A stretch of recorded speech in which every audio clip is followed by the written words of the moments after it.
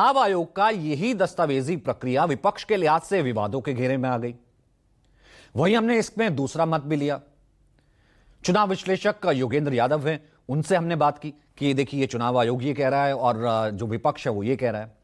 अब योगेंद्र यादव के मुताबिक जब हमने उनसे ये फैक्ट चेक किया तो उन्होंने कहा कि देखिए, बिहार में करीब 8 करोड़ कुल वोटर हैं। तकरीबन 4.76 करोड़ मतदाता 40 साल से कम हैं। अब इनमें से 4% यानी कि 2 लाख के करीब वोटर 39 और 40 साल के बीच हैं। वहीं 20 और 38 साल के मतदाताओं की संख्या लगभग 85% 4 करोड़ से ज्यादा है, जबकि 11% यानी 50 लाख के करीब वोटर 18 से 20 साल के हैं। योगेंद्र का यह दावा है कि इनमें से करीब 1.25 करोड़ वोटरों के पास वो दस्तावेज नहीं हैं जो तुरंत फौरी तौर पर चुनाव आयोग मांग रहा है। कुछ ही देर पहले हमारे न्यूज 24 के खास शो राष्ट्र की बात में हमने योगेंद्र यादव से खास बात की थी और ये दोनों तर्क जो हमने आपको दोनों तर्क सुनवाए हैं, उनसे ये दोनों तर्क सामने रखे थे, सुने थे। आइए उन्होंने क्या कहा था, सुनते हैं। मैं पढ़ दूं योगेंद्र जी, मैं पढ़ दूं जरा क्या क्या मान्य है।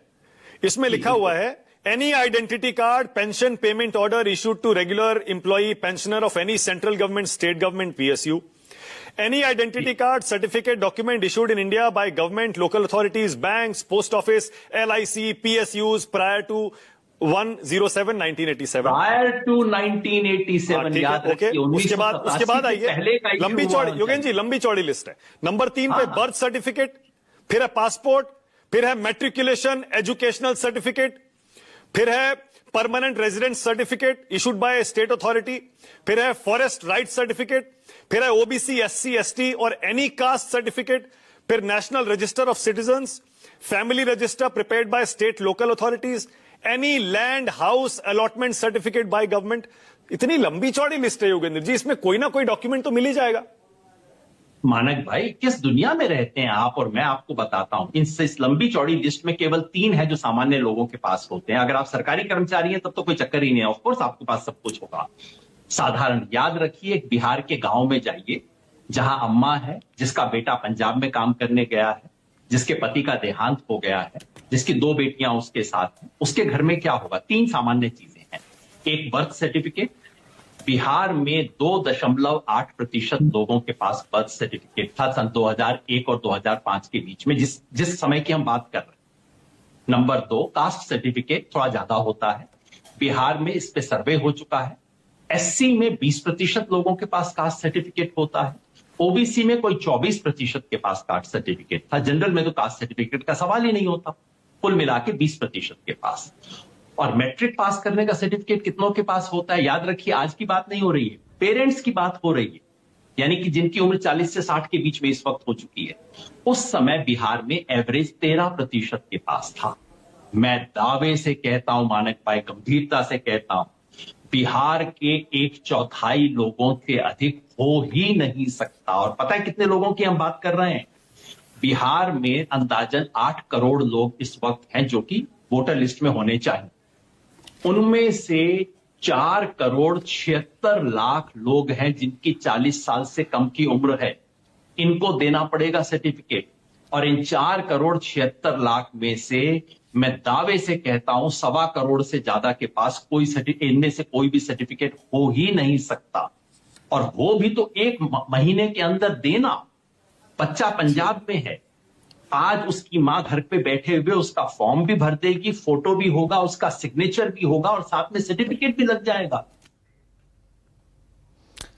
तो चुनाव आयोग पर विपक्ष के सवालों पर बिहार बीजेपी अध्यक्ष ने पलटवार किया, वो भी सुनिए।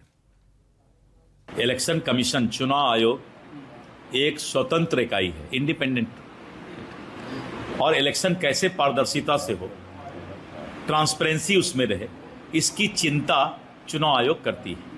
इसलिए इसमें राजनीतिक दल, अगर कोई बोगस वोटिंग होगा और ऐसे लोग मतदाता जिनकी मृत्यु हो गई है, तो अगर सबका पहचान होगा तो कम से कम ये तो पता चलेगा कि सचमुच ये मतदाता बिहार में ही है या कहीं और मतदान कर रहा है और यहां भी नाम दिए हुए हैं।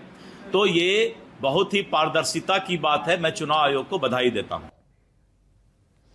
तो इसमें आपने तीनों तर्क सुन लिए, तीनों चीजें देख ली। विपक्ष जो कह रहा है, जानकार जो कह रहे हैं। अब सबसे बड़ी बात यह है ना कि भारत जैसे दुनिया के सबसे बड़े लोकतंत्र में एक वोटर के पास कम से कम एक वैध दस्तावेज तो होना ही चाहिए। जाहिर सी बात है, मैं अगर वोटिंग करने जाता हूं मेरे पास कुछ ना कुछ तो होना ही चाहिए।